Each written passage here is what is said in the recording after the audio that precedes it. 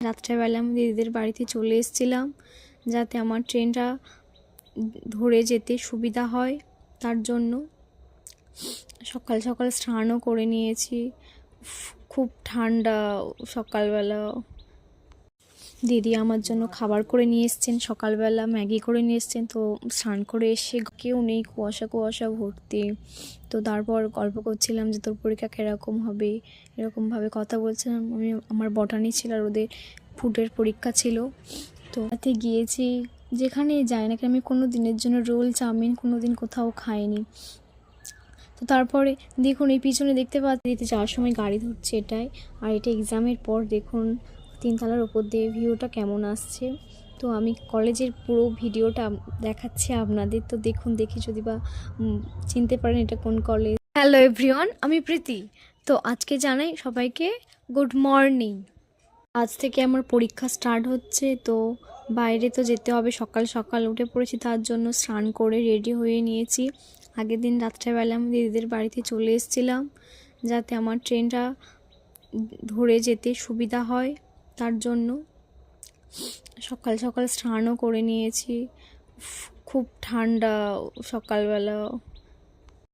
দিদি আমার জন্য খাবার করে নিয়ে এসছেন, সকালবেলা ম্যাগি করে নিয়ে এসছেন। তো স্নান করে এসে গরম গরম জিনিসটা খেতে খুব ভালো লেগেছিল। খুব ঠান্ডা জল দেখে জিজু উঠে পড়েছে। আমি জিজ্ঞাসা করলাম খাবেন ম্যাগি, বললো না খাবো না, তুই খেয়ে নে। তাড়াতাড়ি আমি খাওয়া দাওয়া করে নিলাম, কিন্তু আমার তো শুধু টেনশন হচ্ছে কি হবে আজকের এরকম। তো আগের বারে পরীক্ষা দেখেছিলাম, খুব গার্ড দিয়েছিল। আর এটা লাস্ট ইয়ারের পরীক্ষা, 5th সেমিস্টারের। তো সাপ্লি হলে তো একটা বছর পুরো নষ্ট হয়ে যাবে, টেনশানে ছিলাম। তো তারপরে তবে কি জানেন, সকালবেলা একটা ঘুম থেকে উঠে সকাল সকাল ওঠা ভোরের যে টাইমটায়, তার যে একটা প্রকৃতির আবহাওয়ার সাথে অন্যরকম একটা ভালো লাগা যেন। সূর্যের কিরণটা ফার্স্ট এসে শরীরে মুখে পড়ে না, ওর উষ্ণতা, ওর দিকে তাকানোর এটাই অন্যরকম। আর কুয়াশার মধ্যে বেশ একটা ভালো যেন সম্পর্ক। খুব ভালো লাগে নেচারটা। আপনাদের কেমন লাগে অবশ্যই বলবেন। সকালে ব্রেকফাস্ট করার পর ফার্স্ট আমি এগুলো সব দেখে নিচ্ছিলাম ঠিকঠাক আছে কিনা। অ্যাডমিট কার্ডটা তো খুব ইম্পর্টেন্ট, না হলে পরীক্ষায় বসতেই দেবে না। তারপর জামাইবাবু আগের দিন আমার জন্য বিস্কুট আর লেবু নিয়ে এসেছিলেন, তো সেগুলো টিফিনগুলো নিয়ে নিলাম। তারপর সব দেখে নিলাম, তারপর জলের বোতলও নিয়ে নিলাম। জলটা বাইরে গেলে খুব ইম্পর্টেন্ট লাগে, কারণ আমার ঠিক যেন বাইরের জল ভালো লাগে না, একমাত্র কেনা জল ছাড়া। কলেজের মধ্যে বলো বা অন্য কোথাও জল ঠিক যেন ভালো লাগে না। তার জন্য সব প্রতিবারে বাইরে যাওয়ার সময় জানেন কীভাবে চুলটা বাঁধবো আমি বুঝতেই পারি না। তো আমার যখন বড় বড় চুল ছিল তখন বিনুনি করে যেতাম কোমরের নিচ পর্যন্ত, সবসময় বিনুনি করতাম। তো এখন ছোট হয়ে গেছে, তো তার জন্য আমি এরকমভাবে বেঁধে যাই গার্ডার দিয়ে। তো আমার দিদিদের বাড়ির সামন থেকে আমার দুটো ফ্রেন্ড আসবে, তো ফোন করেছিলাম, বললাম যাওয়ার পথে আমাকে নিয়ে যাস। আমি দেখছিলাম কখন আসে, ওর একটা টাইম বলেছেন, বলে এত বেজে গেল এখনও আসছে না। তাড়াতাড়ি করছিলাম, তো দেখলাম এখনোই আসছে না। আমি বাইরে গিয়ে দুবার দেখেও এসছি এর মাঝে।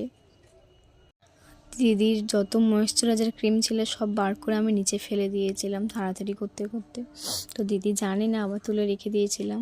আর ঘড়িটা তো ম্যান্ডেটরি, ফোনের অ্যালাউ নেই, টাইম দেখতে হবে কটা বাজে, সময় তো মেনটেন করতে হবে। তো তার জন্য ঘড়িটাও পড়ে যাওয়া।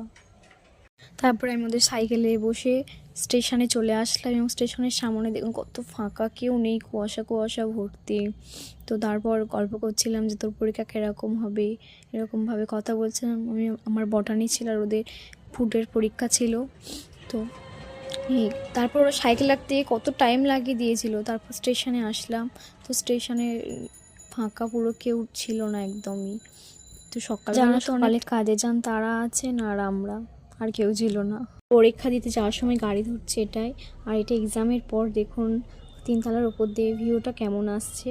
তো আমি কলেজের পুরো ভিডিওটা দেখাচ্ছি আপনাদের। তো দেখুন, দেখি যদি বা চিনতে পারেন এটা কোন কলেজ, তো অবশ্যই কমেন্টে জানাবেন।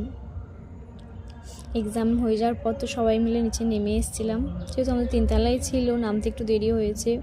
তো তারপর গাড়ি ধরতে যাওয়ার সময় এই যে সামনে একটা মন্দির দেখতে পাচ্ছেন, এই মন্দিরটা কালী ঠাকুরের। তো এখানে পুজোও হচ্ছিল কালী ঠাকুরের। আমরা কিছুক্ষণ দাঁড়িয়েছিলাম এখানে, তারপর গাড়ির জন্য আবার রওনা হলাম। তো গাড়ি তো প্রচণ্ড ভিড় ছিল এই সময়, ধরতে আমাদের একটু দেরি হয়েছিল গাড়ি, বাড়িতে আসতেও অনেকটা লেট হয়ে গেছিলো। তারপর গাড়িতে বসে যাওয়ার সময় সামনে একটা স্কুল দেখলাম। তো স্কুলটা দেখে আমার খুব মনটা খারাপ হয়ে গেল। একটা সময় এরকম স্কুলে পড়তাম, এরকম টিফিন টাইমে খেলাধুলা করতাম, তো এখন আর সেই জিনিসটা নেই। জানেন, গাড়িতে আসার সময় সবাই মিলে প্ল্যান করলো, সামনে স্টেশনের এখানে মেলা চলছে, স্নানের মেলা, ভাঙা মেলা। তো এখানটায় জানেন পুরোনো দিনের আপনি আসবাবপত্র থেকে শুরু করেন সব কিছু কম দামে পাবেন, জামা কাপড়, তারপর বিভিন্ন রকম ঘর সাজানো জিনিস, আপনারা যা চাইবেন তাই পাবেন। আর এখান তো খাট গদি, ইলেকট্রনিক্সের জিনিস প্রচুর দোকান বসে।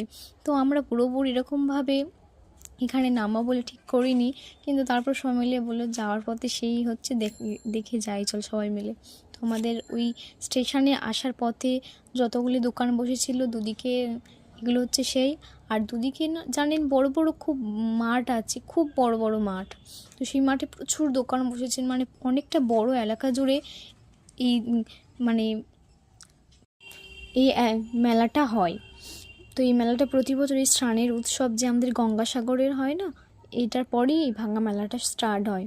তো আমরা যে যার মতন ঘুরছিলাম, ঘোরার পর সবাই মিলে বলতো সারাদিন কিছু খাওয়া হয়নি।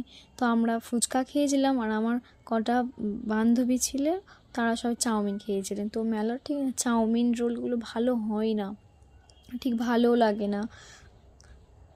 এতদিন মানে মেলাতে গিয়েছি, যেখানেই যাই না কেন আমি কোনো দিনের জন্য রোল চাউমিন কোনো দিন কোথাও খাইনি।